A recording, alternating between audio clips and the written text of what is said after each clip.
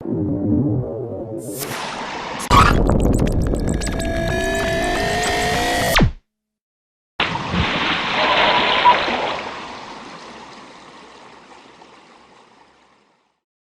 day, a young boy said to me, "Why don't you photograph graffiti?" And he opened his notebook, and he had these drawings in his notebook, and he showed me that he put the drawing on the wall.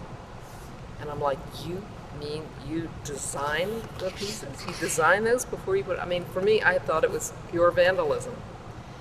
And the minute that I understood that there was a systematic designing and painting on the wall, I became fascinated by it.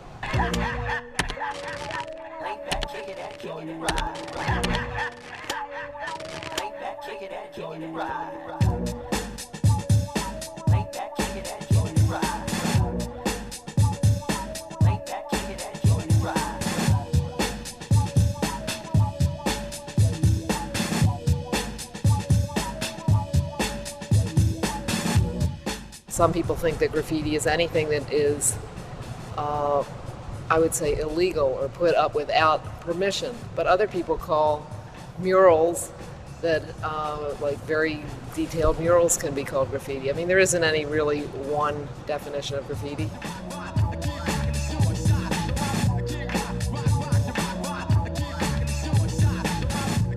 Graffiti artists appropriate public space. And whereas people don't object to advertising, say, because they feel that, well, people have paid for a billboard or wherever they're going to put their advertising, they object to people just taking over public space for their own purposes.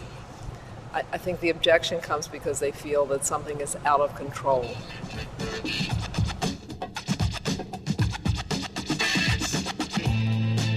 The graffiti that I'm interested in actually differs from all these other kinds of graffiti in that it's specifically putting up your name. I'm going home.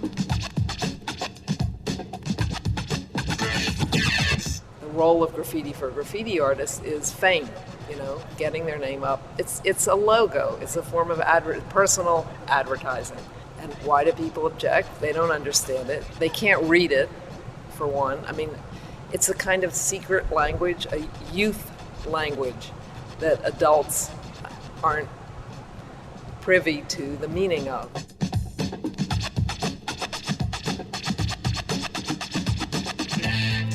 When I first started to photograph graffiti, they definitely used it as a means of communication between neighborhoods by really completely bombing, is the terminology, by bombing a certain neighborhood. They're battles, turf wars being fought, not with guns, but with pens, with markers, I should say, and spray cans. The train lines in New York City go from the northernmost part of the Bronx through Manhattan, way out into Brooklyn. So they traverse a number of different neighborhoods. So the writers and there were many messages, explicit messages or hidden messages in the graffiti, challenges from crews and assertions about who was the best and who was the biggest and who was the king of the line. And these messages traveled throughout the city.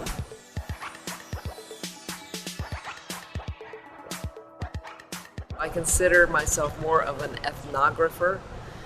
That is that my photography is very literally documenting something. I use it to collect images and sometimes to even help me sort out what those images are, and I catalog those images.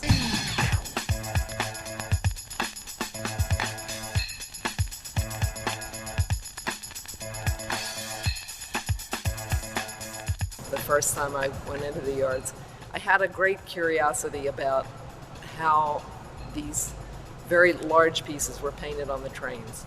None of it was real until I actually did it.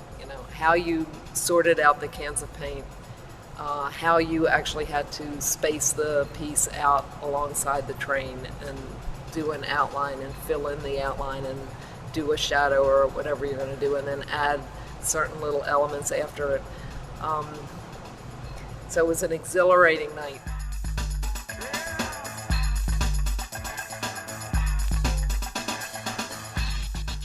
As a photographer, getting the picture is, of course, as important to me, I'd say, as learning what's happening there. So the combination, I would not have been happy if I didn't get the picture.